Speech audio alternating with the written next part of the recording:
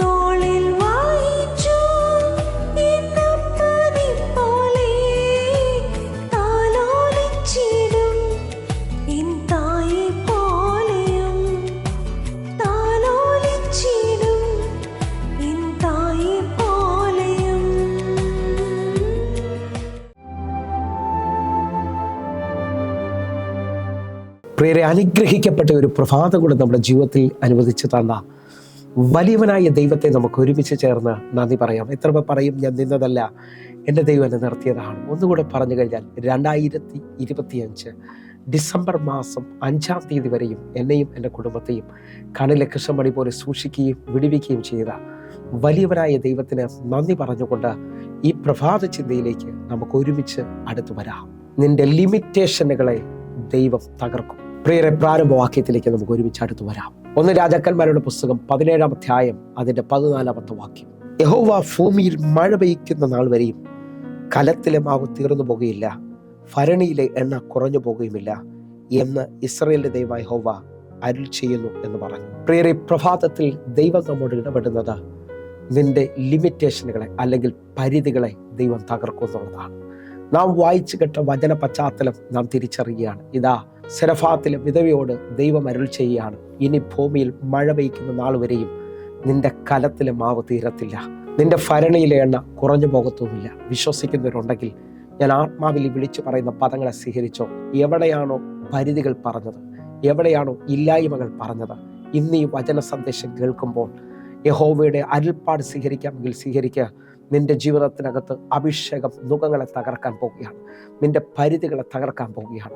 ദൈവം നിന്റെ കെട്ടിനെ അടിച്ച് നിന്നെ സ്വതന്ത്രമാക്കാൻ പോകുന്നു. വിശ്വസിക്കുന്നതിനുണ്ടെങ്കിൽ ഈ പ്രഭാത മെസ്സേജ് നിങ്ങളുടെ ജീവിതത്തിനകത്ത് അസാധാരണമായ ദൈവപ്രവൃത്തിയെ കൊണ്ടുവരാൻ പോവുകയാണ്. നിങ്ങൾ എൻ്റെ കൂടെ ചേർന്നുകൊണ്ട് പ്രതികരിക്കുന്നവരായി തീരണം. നമ്മൾ ഈ വചന പശ്ചാത്തലം ശ്രദ്ധിക്കുമ്പോൾ ഇതാ, ഏലിയാവിനോട് ദൈവം പറയുകയാണ്, ഞാൻ സെരഫാത്തിലെ വിധവയോട് കൽപ്പിച്ചിരിക്കുന്നു നിന്നെ പോറ്റി പുലർത്തേണ്ടതിനായിട്ട്. ഇതാ, ഏലിയാവ് ആ ദൈവശബ്ദത്തിനകത്തുനിന്ന് കെരീത്തിൽ നിന്ന് സെരഫാത്തിലോട്ട് പോവുകയാണ്. അവിടെ ചെല്ലുമ്പോൾ അവൻ വിധവയെ നേരിട്ട് കാണുന്നു.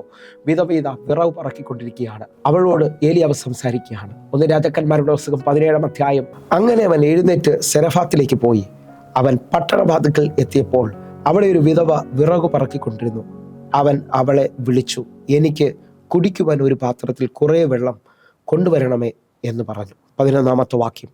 അവൾ കൊണ്ടുവരാൻ പോകുമ്പോൾ ഒരു കഷ്ണം അപ്പം കൂടെ നിന്റെ കയ്യിൽ കൊണ്ടുവരണമേ എന്ന് അവൻ അവളോട് വിളിച്ചു പറഞ്ഞു. നിങ്ങൾ വിശ്വസിക്കുന്നവരാണെങ്കിൽ ഈ വചന സന്ദേശം കേട്ടുകൊണ്ടിരിക്കുമ്പോൾ നിങ്ങൾ എൻ്റെ കൂടെ ചേർന്നുകൊണ്ട് പ്രതികരിക്കണം. ദൈവം പറഞ്ഞനുസരിച്ച് ഏലിയാവ് സെരഫാത്തിൽ ചെല്ലുകയാണ്. അവനിതാ വിധവയെ കാണുന്നു. വിധവയോട് പറയാണ്, നീ എനിക്ക് കുടിക്കുവാൻ ഒരു പാത്രത്തിൽ കുറേ വെള്ളം കൊണ്ടുവരണം. ആ കൊണ്ടുവരാൻ ഇതാ അവൾ പോകുമ്പോൾ, നിങ്ങൾ ഈ വചന പശ്ചാത്തലം തിരിച്ചറിയുമ്പോൾ നമ്മളെല്ലാവരും ദൈവത്തിൽ നിന്ന് ദൂത് കേൾക്കുന്നവരാണ്.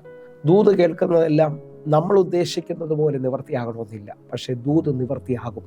ഞാൻ ആത്മാവിൽ വിളിച്ചു പറയാം, ദൈവം പറയുന്നത് നിവൃത്തിയായേ പറ്റത്തുള്ളൂ.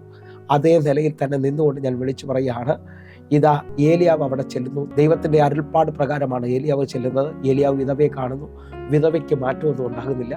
വിധവയോട് ഏലിയാവ് അങ്ങോട്ട് പറയുകയാണ്, വെള്ളം കൊണ്ടുവരണം.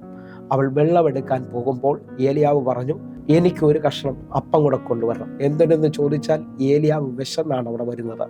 ഇന്ന് ഞാൻ ആത്മാവിൽ വിളിച്ചു പറയാം, ദൈവം കൽപ്പിച്ചതനുസരിച്ച് നമ്മളാണ് ചിന്തിക്കുന്നതെങ്കിൽ വിധവ കണ്ടു ഓടി വന്ന് ക്ഷണിക്കും. ദൈവം പറഞ്ഞായിരുന്നു, കയറിയിരിക്കുക, എല്ലാം നടക്കുമെന്നാണ് പറയാൻ പോകുന്നത്.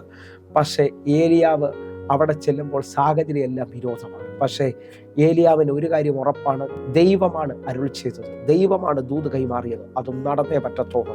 ഹല്ലേലൂയ. അവൻ അവളോട് പറഞ്ഞു, എനിക്കൊരു കഷ്ണം അപ്പം കൂടെ കൊണ്ടുവരണം, വെള്ളം മാത്രം പോരാ, ഒരു കഷ്ണം അപ്പം കൂടെ കൊണ്ടുവരണം. ഉടനെ നിങ്ങൾ ശ്രദ്ധിച്ചേ, ദൂതിന്റെ തലം തിരിയുന്നത് നമുക്ക് കാണാൻ പറ്റും. ഇതാ 12-ാമത്തെ വാക്യം. ഇതാണ് നമ്മുടെ ഇന്നത്തെ ചിന്ത. 12-ാമത്തെ വാക്യത്തിലേക്ക് നമ്മൾ വരികയാണ്. അതിന് അവൾ, നിന്റെ ദൈവമായ യഹോവയാണേ, കലത്തിലെ ഒരു പിടി മാവും തുരുത്തിലെ അല്പം എണ്ണയും മാത്രമല്ലാതെ എനിക്ക് ഒരപ്പവുമില്ല. ഞാനിതാ 2 പിറകു പിറക്കുന്നു, ഇത് കൊണ്ടുചെന്ന് എനിക്കും മകനും വേണ്ടി ഒരുക്കിയത് ഞങ്ങൾ തിന്നിട്ട് മരിക്കുവാൻ ഇരിക്കുകയായിരിക്കുന്നു എന്ന് പറഞ്ഞു. ഈ വാക്യം വായിക്കുമ്പോൾ ഇന്നത്തെ പ്രഭാത ചിന്ത എല്ലാവർക്കും മനസ്സിലാക്കിയാണ്. അവൾ അവളുടെ ലിമിറ്റേഷൻ പറയുകയാണ്, അവൾ അവളുടെ പരിധി പറയുകയാണ്.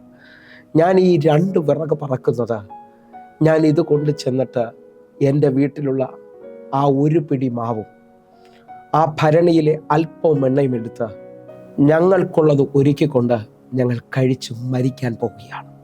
നിങ്ങൾ ശ്രദ്ധിച്ചു നോക്കിയേ, ആ വീടിൻ്റെ അന്തരീക്ഷം, ആ വീടിലെ അവസ്ഥ, ഒരു പിടി മാവ്, അല്പം എണ്ണ, 2 വിറക്.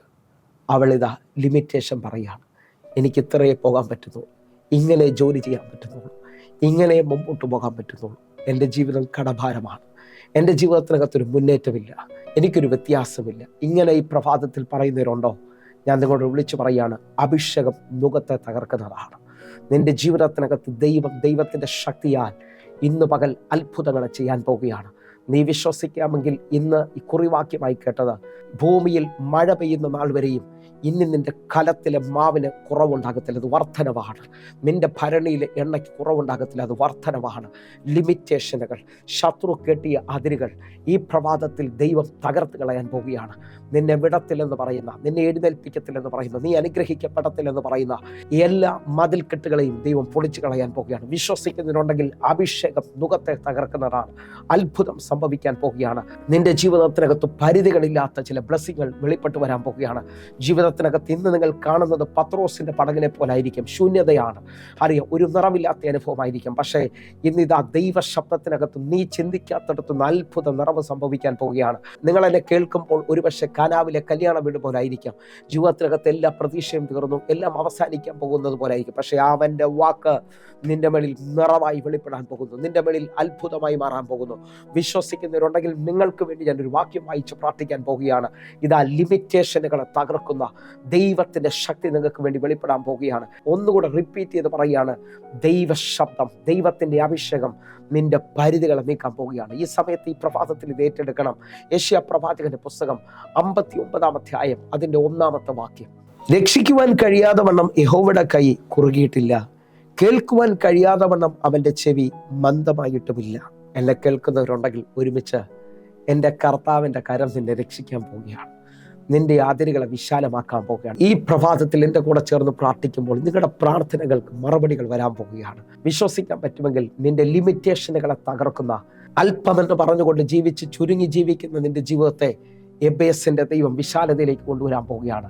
എബേസിന്റെ പ്രാർത്ഥന കേട്ട ദൈവം, ഇസ്രായേലിന്റെ ദൈവം നിനക്ക് വേണ്ടി ഒരു അത്ഭുതം ചെയ്യാൻ പോകുന്നു. വിശ്വസിക്കുന്നവർ ഇപ്പോൾ ആ കണ്ണുകൾ അടയ്ക്കാം, പ്രാർത്ഥിക്കാം. ഞങ്ങളെ സ്നേഹിക്കുന്ന ഞങ്ങളുടെ നല്ല ദൈവമേ, പൂർണ്ണഹൃദയത്തോടെ എന്നെ കാണുന്ന ഓരോ മക്കൾക്കുമായി പ്രാർത്ഥിക്കുന്നു. ഇന്ന് ജോലിയിൽ ഭാരപ്പെടുന്നവർ, ജോലിയില്ലാതെ ഭാരപ്പെടുന്നവർ, കുടുംബ വിഷയത്തിൽ ഭയങ്കരമായി ഭാരപ്പെടുന്നവർ, തലമുറ വിഷയത്തിനകത്ത് ഞെരുങ്ങുന്നവർ, കർത്താവേ, ഞങ്ങളിപ്പോൾ വിശ്വസിച്ചുകൊണ്ട് പ്രാർത്ഥിക്കുകയാണ്. അതിരുകളെ വിശാലമാക്കുന്ന ദൈവത്തിന്റെ കരം ഇവരുടെ മേളിൽ വെളിപ്പെട്ട് വരട്ടെ.